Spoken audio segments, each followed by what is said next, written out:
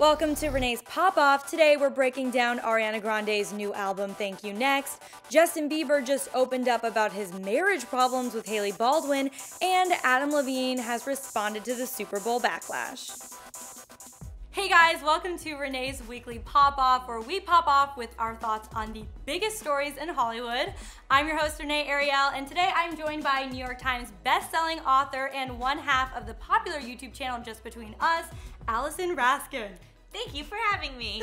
Thanks for being here today.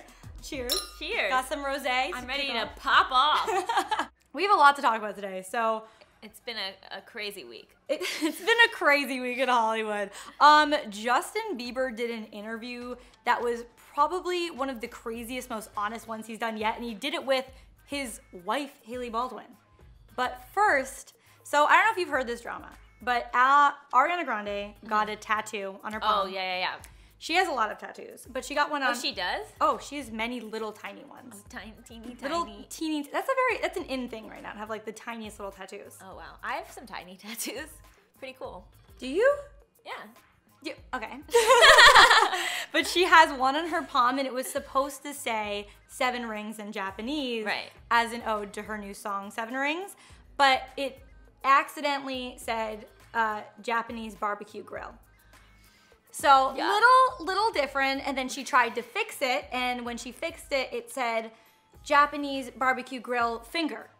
So she just can't win, and she's been getting all this hate, and she finally lost it. So ever since that original Instagram photo Ariana posted revealing her new tattoo, she's received a ton of backlash for it. So much so that once people started accusing her for cultural appropriation, she had a breaking point and went on a since deleted Twitter rant saying, quote, "I also went back and got it fixed with the help of my tutor to be more accurate. I can't read or write kanji, obviously. What do you want me to do? It was done out of love and appreciation. What do you want me to say? You know how many people make this mistake and don't care just because they like how it looks? Bruh, I care so much.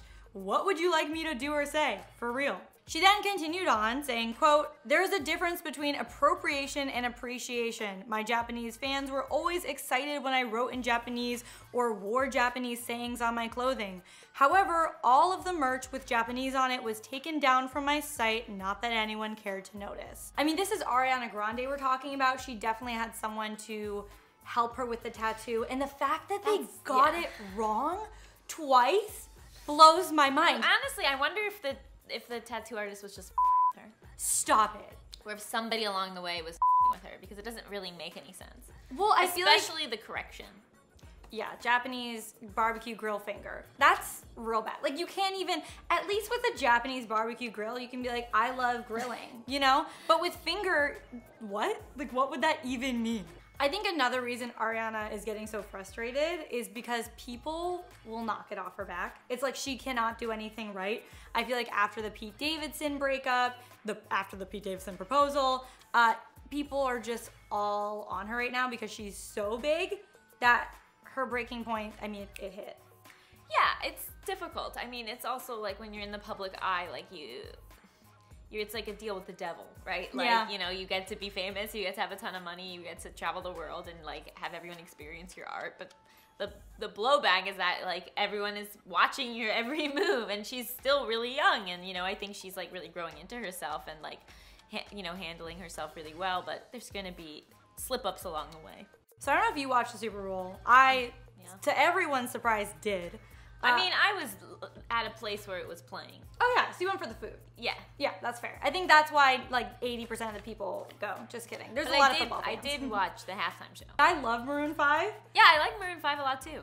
But what did you think of their performance? Because they got a ton of backlash for it. I know Adam Levine was made fun of for a whole bunch of reasons, like his dancing, the SpongeBob reference that went wrong. I guess there was a lot of things. The fact he ripped off his shirt, people were going at him. Yeah, right afterwards, I just tweeted, "That sucked." Yeah, so a lot of fans took to social media to share their feelings. A lot of them are pretty funny. So some were about the halftime show specifically, like this user who tweeted, quote, "Maroon 5, shaking my head, and I thought it couldn't get any worse than Timberlake last year. Oof." And then this user wrote, quote, I'm actually in awe of how much I dislike this halftime show. So yeah, as many shared their thoughts on the actual show, some just straight up trolled Adam Levine. So this one user said, quote, Adam Levine looks like if Target designed a rock star. And this other person said, quote, Adam Levine looks like a human Hollister cologne. Even though there was a ton of backlash and he was getting tweet after tweet, and that's all I was seeing on Instagram and Twitter, Adam Levine did respond. He put out an Instagram post, but it seems like he wasn't fazed by it at all. Well, I think he presented himself as unfazed by it, which is the right move. Oh, absolutely. You can't act like a like go on Twitter and be like, come on guys, I did a great job. I'm very good at this. I will say, I love Maroon 5. Oh, yes. Been a fan of them for years. Years. Love Adam Levine. I think Bahati is a Bahati. Watch a Victoria's Secret fashion show every year. But like, this wasn't their best. No. I also think it's weird they didn't have any female guests. Yeah. And it was... Justin Bieber and Hailey Baldwin were just in the newest issue of Vogue, and they talked all about their marriage and Justin Bieber struggling with depression and them having relationship issues. It was a whole lot. I love when people get real in interviews. Oh, me too. It's my favorite thing. Like when Elon Musk just went nuts during his Rolling Stone interview, that was one of my favorite events of the year. We're here for it. So when talking about their marriage in general during the interview, Hailey shared, quote, the thing is, marriage is very hard. That is the sentence you should lead with. It's really effing hard. That is a direct quote from Hailey Baldwin. And they're only a few months into their relationship.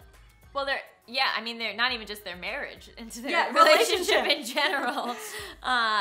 Yes, I think that it's going to be a bit comical no matter what to listen to such young people talk about marriage. That's really effing hard. Because like they haven't really experienced marriage yet, and their brains aren't fully formed, and they're also very privileged and rich. They dated like 3 years ago, but in a non-exclusive relationship, and that's it. And she was head over heels. I've heard How long were they together? Not long. I think a few months. Okay. And they weren't exclusive, and I think they ended very badly. They actually opened up about that, but before I get to that, I also want to mention people have shared, I don't know if you've seen these screenshots of like old Hailey Baldwin tweets where she talked about how much she loves Justin Bieber. Oh, before she met him? And more specifically, Justin Bieber and Selena Gomez together. Like she tweeted something, I'll put it up, but it's like, Jalena's the best couple ever, something like that. And then fast forward, man, she manifestation. She brought that to her. It's the new Katie Holmes, Tom Cruise. Hailey did use this interview as an opportunity to shut down the accusations of her once being a crazed fan despite those tweets, saying, quote, it was never that crazed screaming thing. I didn't think about it in any kind of way except for the fact that he was cute. Everybody had a crush on him, but for the first few years, we had a weird age gap. So speaking of their relationship from about 3 years ago, Hailey actually opened up about it in this interview. She said, quote, negative things happened that we still need to talk about and work through. Fizzled would not be the right word. It was more like a dramatic excommunication. There was a period where if I walked into a room, he would walk out. Sounds like love to me.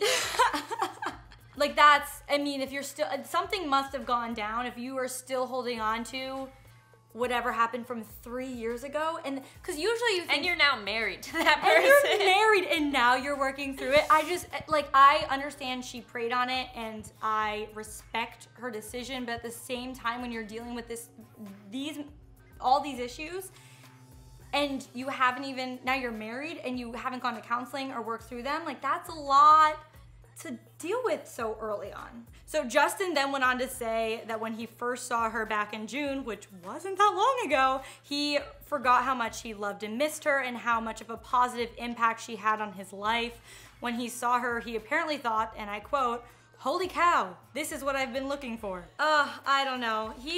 I think Justin's going through a lot. After going through this interview, I mean, he said even thinking about music stresses him out. I think he's going through something right now. I'm very surprised he did this interview because this sounds like a conversation that was overheard, like through close friends, and then I'm someone thrilled published. he did this interview. This is fascinating stuff. And Probably one of the best parts of this interview, and there's a lot of good parts, was when he goes on to talk about his douchey behavior. He said, a lot of the douchey things I was doing gave people the right to be like, man, that's freaking douchey, bro. But a lot of this stuff was like me peeing in a bucket. People made such a big deal of that. Or me owning a monkey. It's like, if you had the money that I had, why wouldn't you get a monkey? You would get a monkey. I honestly think the thing that makes the most sense to me of everything Justin Bieber's ever said is, if I had a lot of money, I also would get a monkey. Yeah. And our last story of the day, which I'm so excited about, Ariana Grande finally dropped her Thank You Next album, as well as her new music video for the brand new track, Break Up With Your Girlfriend, I'm Bored, and oh my god, they are both great. So Ariana's new album consists of 12 tracks. The first song is called Needy, and it's a song where Ariana admits to being, quote, a little messed up, but I can hide it when I'm all dressed up. I'm obsessive and I love too hard. Good at overthinking with my heart. How you even think it got this far? Many are speculating that when she says, how you even think it got this far, that she's referring to her rushed engagement to Pete Davidson. In the song, she also goes into how her past traumas have affected her behavior and actions to this day. The next song on Thank You Next is NASA, a song about needing space. This is another one people are speculating to be about Pete Davidson, especially when she sings, quote, you don't want to leave me, but I'm trying to self-discover. Keep me in your orbit and you know you'll drag me under. Next up is Bloodline, and yet, yes, another song that seems to be about Pete. This track is all about not wanting someone to be in your bloodline or, you know, married to them, just wanting to have some fun with them. She sings, don't want you in my bloodline, yeah, just want to have a good time, and no need to apologize, but you gonna have to let this shit go. So is this a message to Pete once again? It's very, very possible. Fake Smile is all about not wanting to throw on a fake smile when you're hurting. Then there's Bad Idea, which is about using someone to get over someone else. Does that sound familiar? In the song she sings, you know this isn't real, you should know I'm temporary. The next song, Makeup, is a bit more playful, and it's about the rush of making up with your partner after a conflict. The most emotional song in this album is definitely Ghostin', which appears to be about coping with Mac Miller's death while still being in a relationship with Pete Davidson. Ariana sings, baby, you do it so well, you've been so understanding, you've been so good, and I'm putting you through more than one ever should, and I'm hating myself because you don't want to admit that it hurts you. In My Head is a track about falling for the idea of a person instead of who the person actually is, and then the album goes into 7 Rings, Thank You Next, and lastly, Break Up With Your Girlfriend, I'm Bored. People are speculating this last track to be about Ariana's ex Big Sean, especially after she wrote Could Still Get It on his page in her burn book for the Thank You Next music video. Well, that's all we have for you guys today, but I want to hear from you down in the comments. What do you think of Ariana Grande's new album? And did Justin Bieber open up too much in that interview, or do you think that's how interviews need to be from now on? Let us know. But in the meantime, you guys can follow me at Renee Ariel on Instagram and on Twitter. And where can everyone find you? At Allison Raskin, wherever you can find people. So please follow us both, and of course subscribe to TheTrendy to keep up with the latest in pop culture news. I'll see you guys next time.